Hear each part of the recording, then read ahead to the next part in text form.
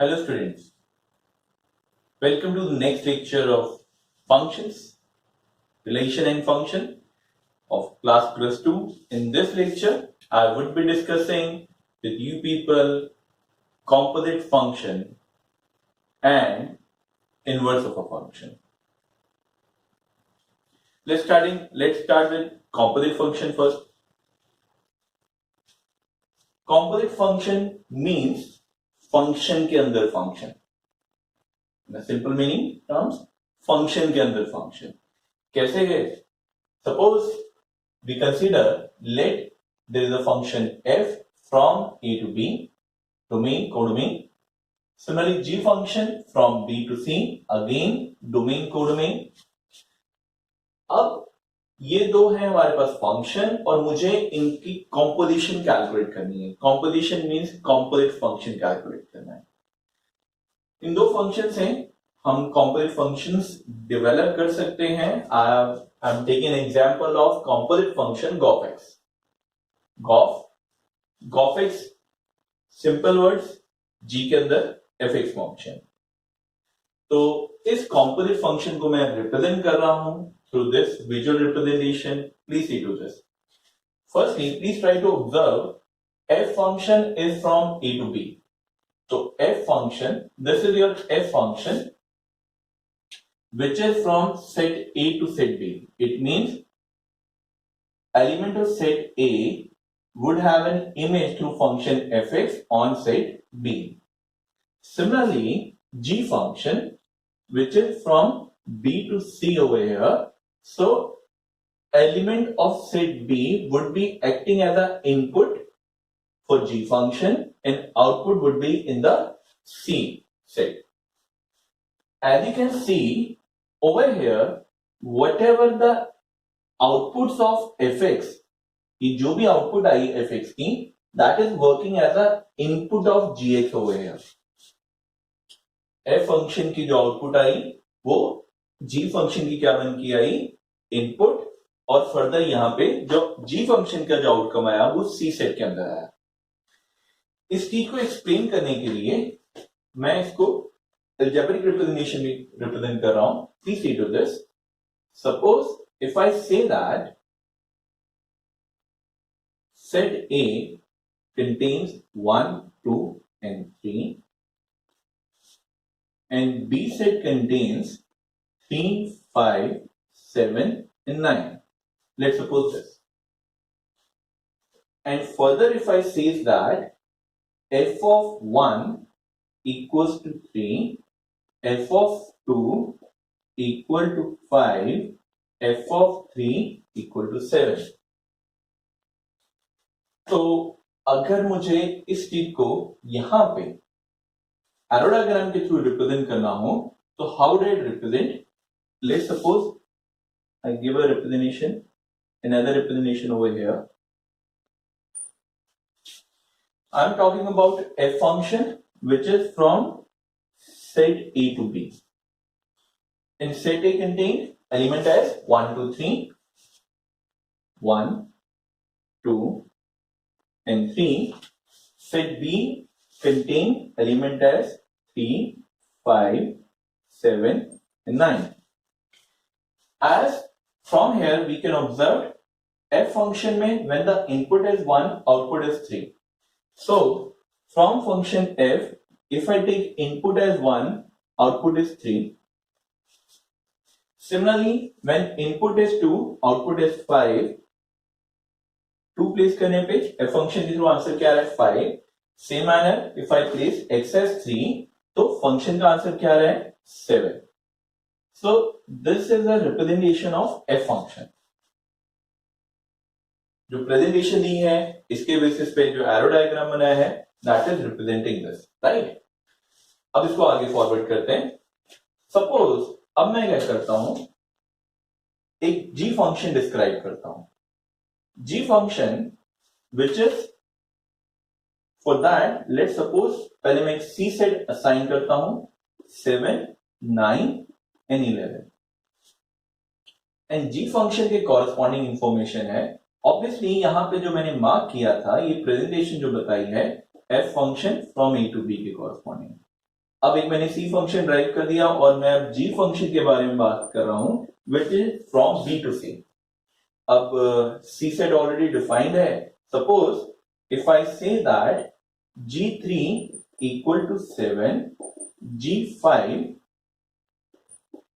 equals to 7, G7 equals to 9 and G9 equal to 11। अब suppose आप सोच के देखिए बी फंक्शन, बी सेट मैंने वहां पे रिप्रेजेंट किया हुआ है। लेट्स सपोज मैं सी सेट को रिप्रेजेंट कर रहा हूं। C set contains element as 7, 9 and 11। C set contain element as 7, 9 and 11। अब सी सेट की इमेजेस कैसे आ रही है? सी सेट कैसे इमेजेस रिड्यूस कर रहा है? G3 is equal to 7. So through G function, if I take input as 3, output as 7.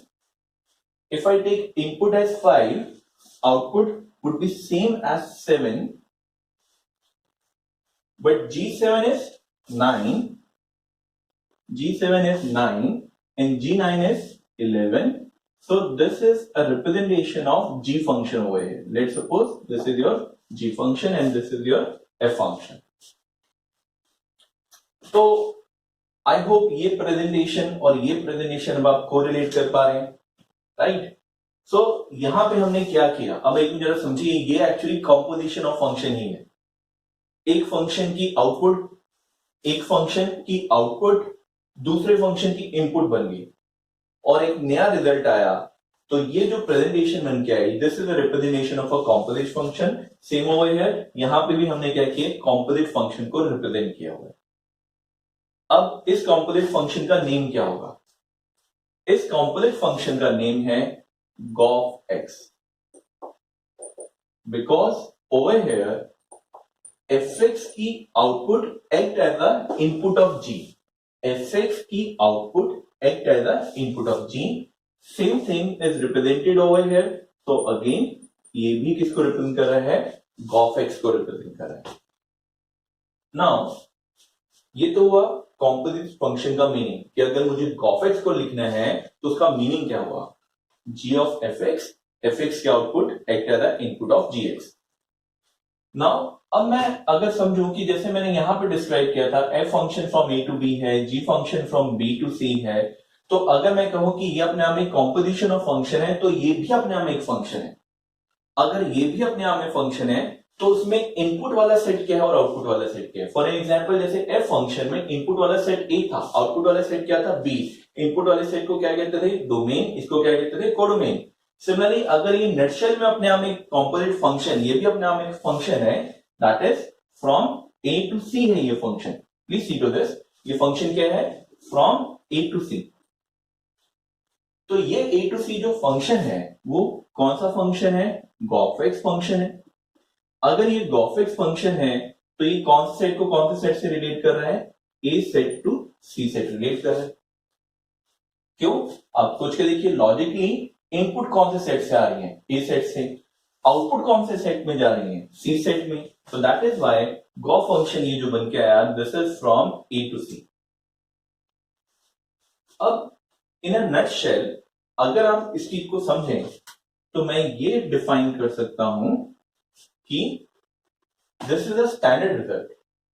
क्या स्टैंडर्ड रिजल्ट हुआ कि if I talk about composite function, let's say g of, that is g के अंदर f x, it means g is your external function where f x is your internal function. So in this case, domain, composite function की domain, Gauff x की domain क्या आई थी? यहां पे set ए। Codomain क्या आई थी? Set C. Please see to this, A क्या रिप्रेजेंट कर रहा था? A was actually representing domain of F x. So it means I can say that for the composite function the domain would be a set that is domain of internal. It means in a simple word I can say that internal domain. Internal domain means internal function की domain is a domain of composite function. Same manner if I need to check composite function की codomain क्या होगी, तो it is external codomain, external codomain. Why? आप check करो, composite function gof x में external function क्या है, जी फंक्शन है, तो जी फंक्शन की कोडोमेन क्या थी, सी। तो यहां पे हमारे पास कॉम्पोजिट फंक्शन की भी कोडोमेन क्या है, C, right. So you can remember this कि कॉम्पोजिट फंक्शन की डोमेन क्या होगी, इंटरनल डोमेन, इंटरनल फंक्शन की domain basically means there. Similarly codomain क्या होगी, external function domain. So this is a representation of a composite function as g of function की domain and codomain तो हमने explain कर ली।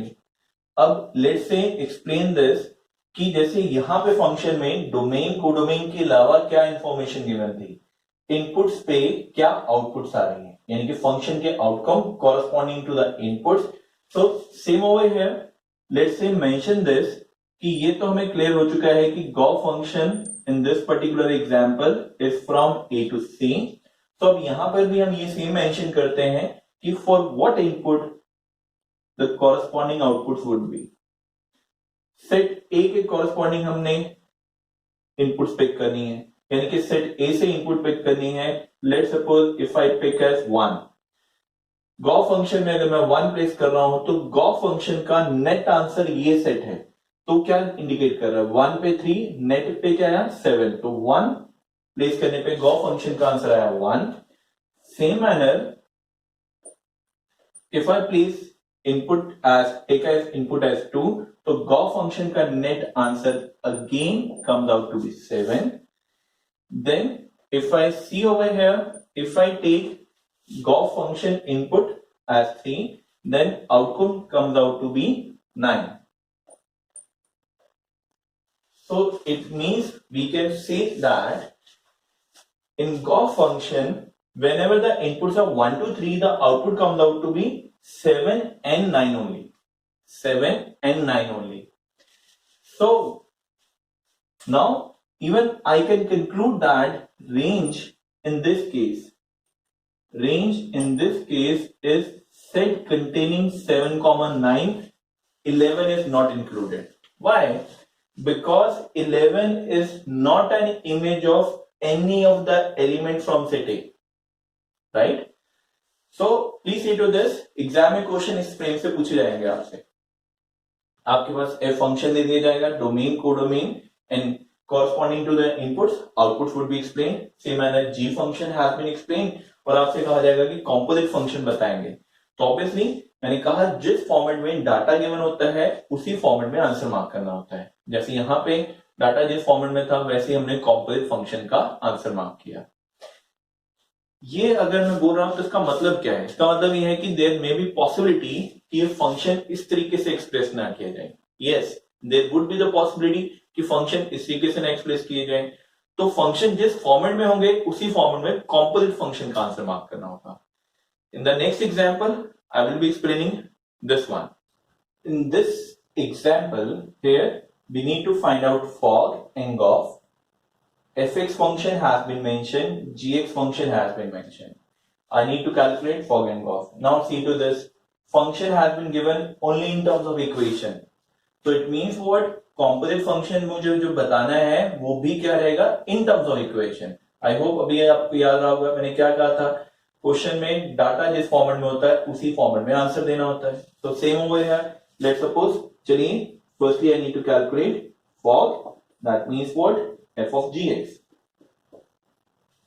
f of gx। so f of gx, let's suppose in the first step I place the value of gx, gx कितना है, x का cube root.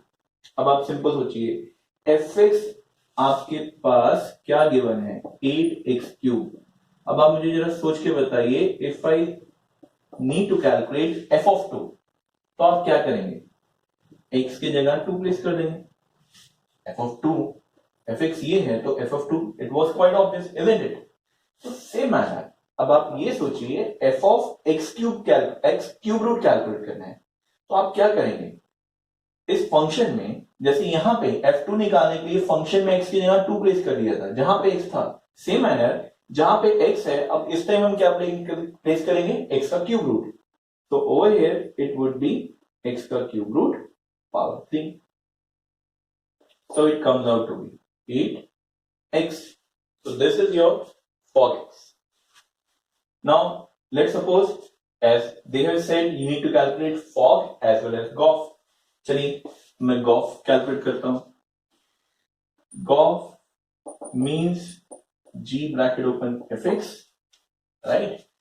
What is fx? 8x cube. So in spite of fx I have written 8x cube. Now see to this, as gx says x cube root, so g of 8x cube would be what? Same manner आप इसको simple तरीके से पहले आप ऐसे सोच सकते हैं, gx says x cube root, what would be g of 3 cube root, right? So g of 8x cube would be what? 8x cube का cube root. So 8 का cube root and x cube का cube root, that makes what? 2x. So this is the value of fog and GOF. And again, it is not necessary that the values should be equal. You can see from this example also, right? So this is how we represent fog and GOF, and it depends upon the given information. कि function किस format में है, in the same format we need to represent composite function, right?